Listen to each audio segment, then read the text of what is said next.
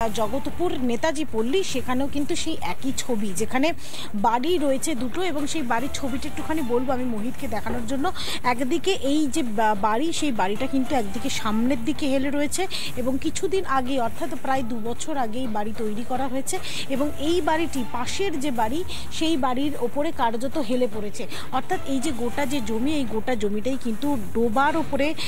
তৈরি এবং সেই জায়গায় দাঁড়িয়ে কিন্তু এখানে কিন্তু একটা প্রশ্ন চিহ্ন উঠছে যে যেহেতু এই মুহূর্তে তুমি দেখতে পাচ্ছ যে এই যে জগতপুর এলাকায় যে বাড়ি, গোটা এলাকাটাই কিন্তু একটা ডোবা এবং এই ডোবার মধ্যেই কিন্তু এই বাড়ি নির্মাণ করা হয়েছে। সেক্ষেত্রে কিন্তু একটা প্রশ্নচিহ্ন উঠছে প্রশাসনের ভূমিকা নিয়ে, কাউন্সিলরের ভূমিকা নিয়ে। শুধু তাই নয়, আমি মোহিতকে একটুখানি সামনের দিকে বলবো যে ছবিটা দেখানোর জন্য, সেটা যে আগে ডোবা ছিল তার একেবারে নিদর্শন উদাহরণ হচ্ছে ঠিক এই বাড়ির পাশের যে জায়গাটা তুমি দেখতে পাচ্ছ এই মুহূর্তে, সেটাও কিন্তু ডোবা আকারেই রয়েছে এবং সেখানে কিন্তু ছাই রাবিশ ফেলে কিন্তু সেটাকে ভর্তি করা হয়েছে।